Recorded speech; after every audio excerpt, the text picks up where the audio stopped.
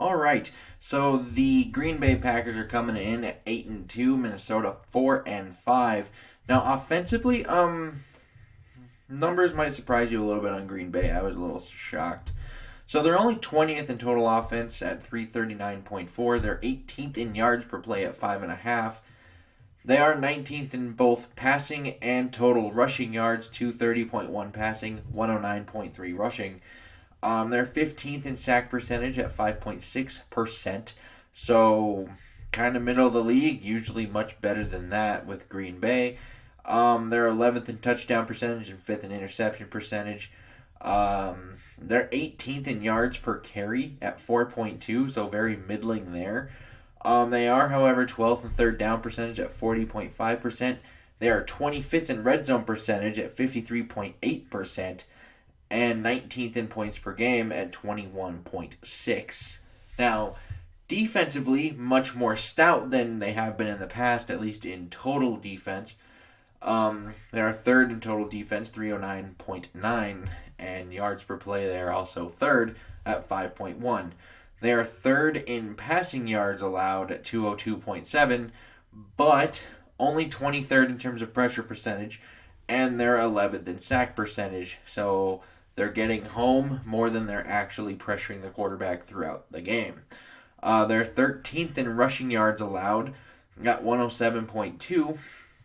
However, 28th in yards per carry allowed at 4.6.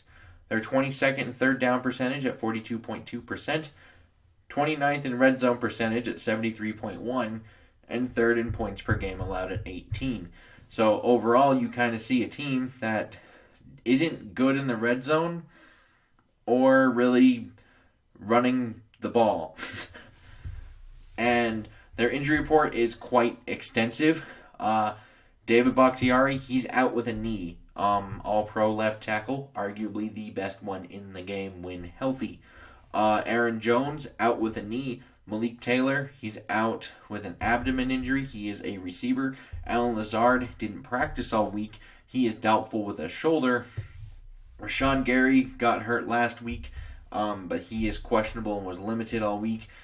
And Kingsley Kiki, the defensive end, is questionable with a concussion, but was a full go on Friday, so I fully anticipate him in the game.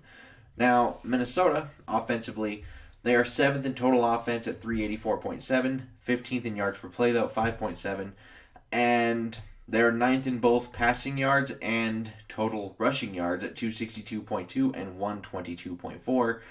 They are 2nd in sack percentage, 12th in touchdown percentage, and they are 1st in interception percentage as of right now.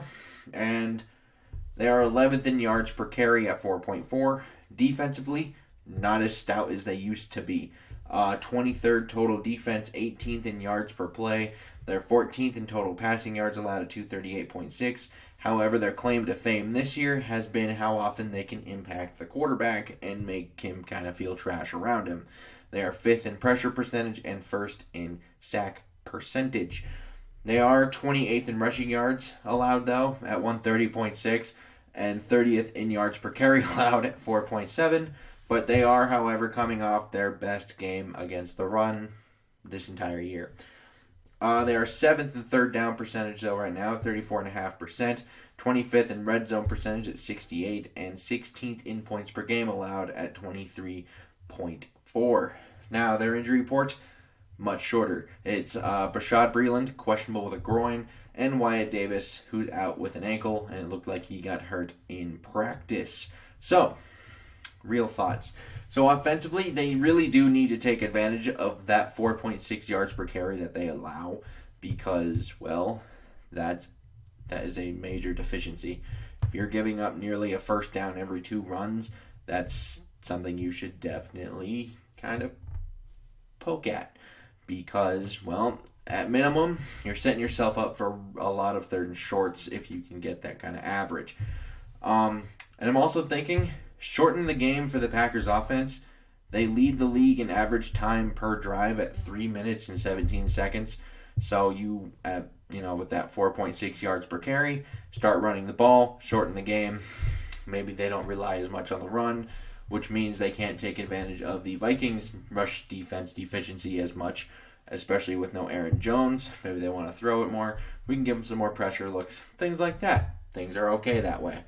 Now, I'm thinking you can get the ball to your playmakers in space. They do have 4 guys that have at least 6 starts that have at least 13.5% missed tackles on Pro Football Reference.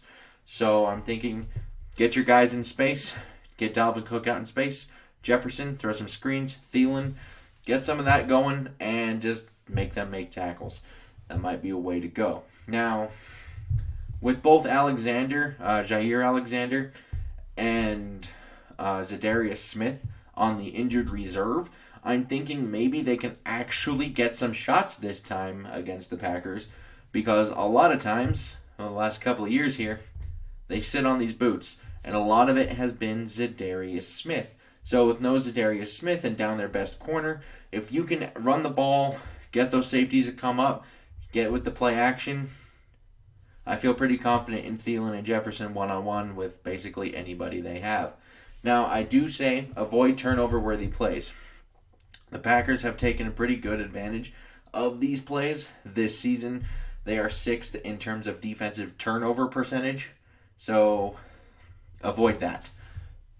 Now, defensively, with no Bakhtiari, no Aaron Jones, Josh Myers, he is a guard and center that would be a starter. He's on IR too. And likely no Lazard. I'm thinking give a ton of pressure looks because, well, all that's kind of messed up in the front.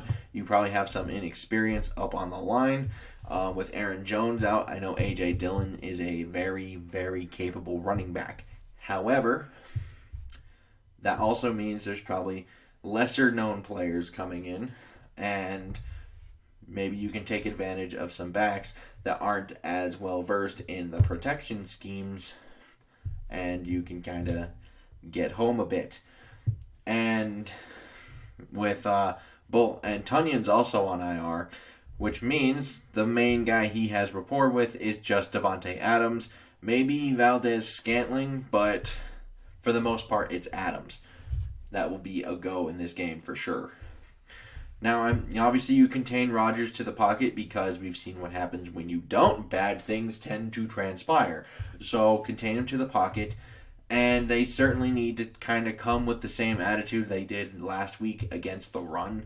They only allowed 3.5 yards per carry to the running backs of LA. Justin Herbert did add 22 yards on the ground, which inflated that yards per carry a bit on scrambles. But their running backs were held to 3.5 yards per carry, which is by far the best they've played any run game this entire year. Now, they do need to have turnovers this week because, like I've said before, the average time per drive is at 3 minutes and 17 seconds for the Packers, which leads the league. If you can shorten the game with Dalvin Cook and Alexander Madison, get some turnovers, get some short fields, they're going to have to push on the gas pedal a little bit more, and they're not going to be as reliant on, we can be a slow, methodical driving offense.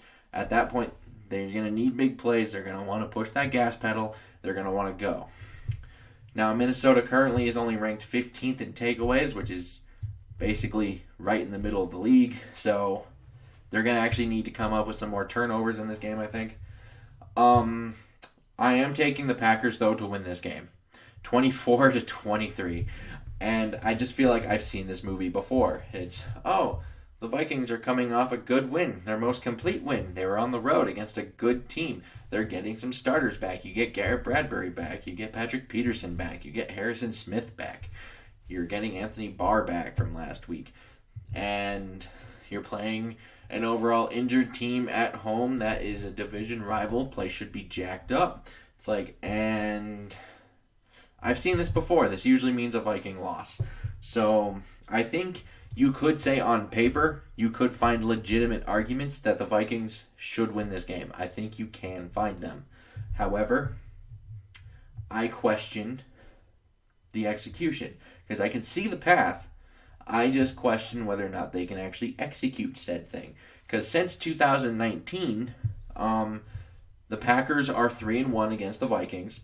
They have outscored the Vikings 109-88. They have forced 6 turnovers in those 4 games, and Kirk has completed just 58.8% of his passes in those games with an 86 quarterback rating. So the one thing they have had going for them is the fact that they average 140.5 yards per game and 5.7 yards per carry during that same span. So they just really, really need to focus in on that, and hopefully they can actually get the ball down the field without Zadarius Smith sitting on all of those play action boots. Now, I'd like to know your guys' comments down below. Like and subscribe. Super helpful. Until next time, I've been chilling too.